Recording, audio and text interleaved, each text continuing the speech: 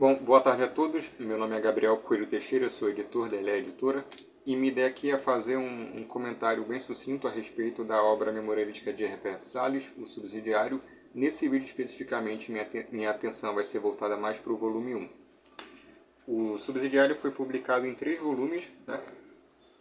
O primeiro deles vem a público em 1988 pela José Olímpio. Em 1991 sai o Subsidiário 2 pela Companhia Editora Nacional e, por fim, em 1992 é publicado pela Editora do Brasil o Subsidiário 3. Essa obra memorialística de Herbert Salles, ela vem a público na fase final da criação literária do autor. Ela é o desfecho de toda a sua obra. E uma característica do Subsidiário é que ele é composto por notas memorialísticas que não seguem uma ordem cronológica de acontecimentos. Então, no primeiro volume, por exemplo, do Subsidiário, ele não se inicia com as recordações de infância e primeira juventude do autor, para em seguida discorrer sobre a adolescência, a fase adulta e culminar na situação em que Herbert Salles se encontrava enquanto compunha o livro. Não é isso, tá? São memórias que não seguem, são notas de memória que não seguem uma ordem cronológica de acontecimentos. Uma outra característica dessas memórias de Herbert Salles é que o autor não se preocupou em dar ao texto um acabamento estético literário. Logo no início aqui do primeiro volume, ele conta de um amigo que recomendou a ele que usasse essas notas iniciais só como rascunho para a concepção de uma obra mais bem acabada no futuro, né? Mas Herbert Salles não queria isso. Ele queria realmente que o texto tivesse aquele aspecto bem espontâneo de assim, foi publicado conforme a coisa veio para o papel de imediato e pronto, para ter uma característica de espontaneidade. E também para ter esse aspecto de, assim, uma coisa bem primária, bem, como posso dizer,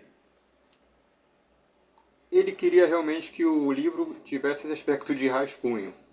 E é daí, por exemplo, é daí que ele retira o título da sua obra memorialística, né? Subsidiário, porque a ideia de que aquelas notas que tenham um aspecto de subsídios para algo posterior fosse de fato a característica final do livro, de que o livro tivesse esse aspecto de subsídio, ou seja, ele fosse um subsidiário para uma produção mais bem acabada no futuro, que Versalhes não faria de forma alguma. Herbert Salles estava morando em Paris quando começou a redigir essas notas memorialísticas e, como eu já falei, o primeiro volume foi publicado em 1988. Alguns anos depois, o autor apresenta para a edição o que seria o Subsidiário 2, tão grande quanto o primeiro, como ele mesmo diz. Mas, por recomendação editorial, foi pedido que Herbert Salles dividisse esse volume em 2, seriam esses 2 aqui. E aí, quando ele fez essa divisão, o título Subsidiário acabou baixando de nível para um mero indicador de sequência cronológica da obra, né? E então, esses 2 volumes novos das suas memórias acabaram ganhando títulos autônomos. O segundo volume passou a ser intitulado Andanças por umas Lembranças e o terceiro volume passou a ser intitulado Eu de Mim com Cada Um de Mim. Um dado curioso que a gente encontra aqui nesse primeiro volume do Subsidiário é que o Herbert Salles ele tinha muito capricho na revisão da sua obra, né? Então, ele estava sempre revisando o texto dos seus livros, exceto para o Subsidiário. Mas para os romances, ele estava sempre revisando os textos para dar um acabamento melhor para a obra, né? Então, quando ele começa a redigir aqui o Subsidiário, ele coloca no próprio corpo do diário as notas de revisão para publicações futuras de seus romances. Então ele passa limpo aqui todo o cascalho, todo o fruto do vosso ventre, Einstein, o minigênio, toda a sua obra ficcional está...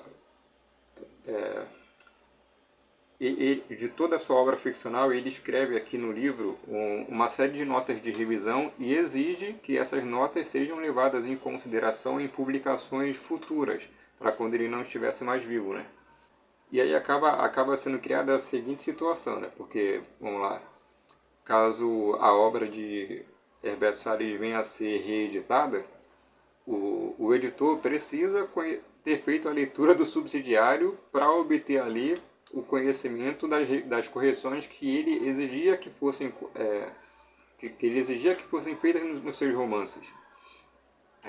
Foi publicada uns anos atrás uma edição nova de Cascalho de dados biográficos do finado Marcelino pela Realizações. Eu não cheguei ali nessas edições, então não sei, eu não conseguiria pegar para tirar essa dúvida, né, se a edição levou em conta o que está aqui no subsidiário ou não.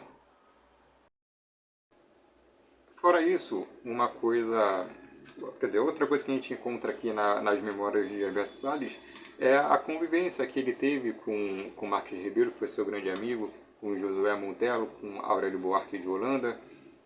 Tudo isso é muito interessante de ler.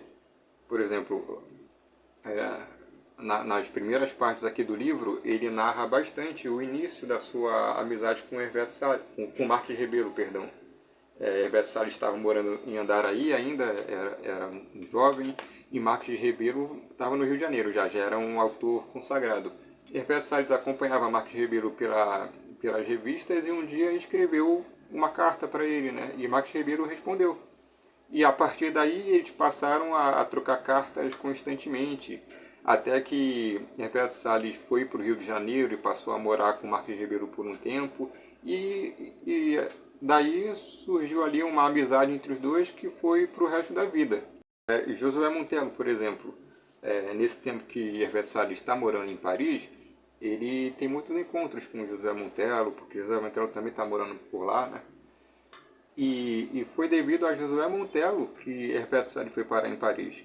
Foi uma recomendação que Josué Montello fez ao então presidente José Sarney para que Herberto Salles fosse comandido cultural lá para Paris. E aí José Sarney aceitou a recomendação e no ano de 1986, 2 anos antes da publicação do subsidiário, em 1986, Herberto Salles foi para Paris e passou a residir lá. E lá começou a escrever essas notas memorialísticas aqui.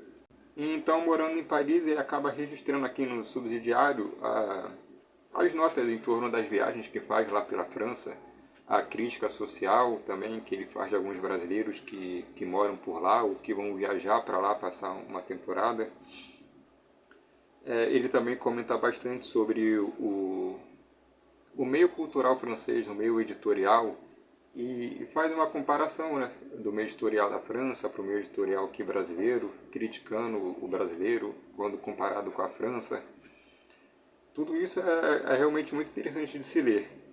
E o subsidiário tem passagens que são realmente muito tocantes, né? Alberto Salles era uma pessoa bem sensível.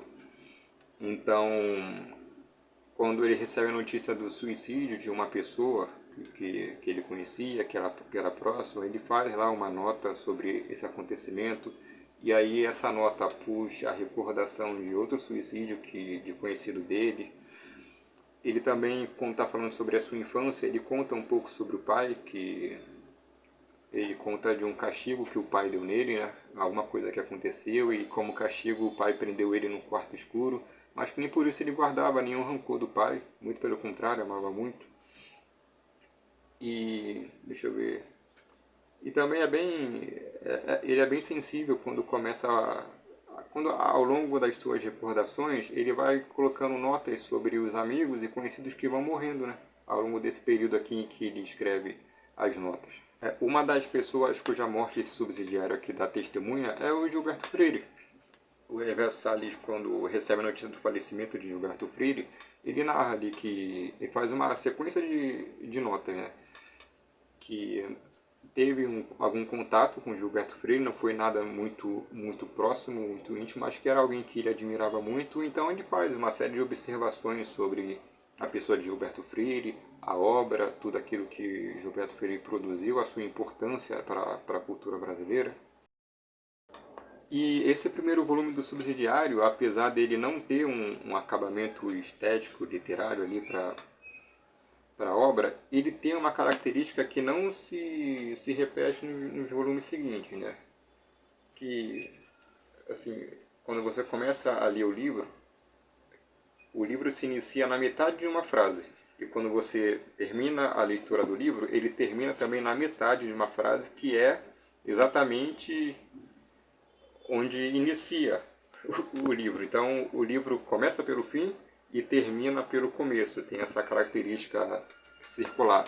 Bom, se o autor diz que não se preocupou em dar um acabamento estético para a obra, a gente pode considerar que esse aqui foi o único acabamento estético que o Herbert Salles deu para o seu primeiro volume do Subsidiário, né? Do livro começar onde termina e terminar onde começa. E quando você está terminando a leitura, você volta para o início e fica nessa, vamos dizer, nesse regresso, nesse eterno retorno aqui das suas memórias. Isso não se repete nos volumes seguintes do Subsidiário, nas Andanças por umas Lembranças e no Eu de Cada Um, Eu de Mim com Cada Um de Mim. Bom, eu vou fazer agora uma leitura do Subsidiário 2 e quando eu finalizar eu volto aqui para fazer uns comentários sobre o livro também.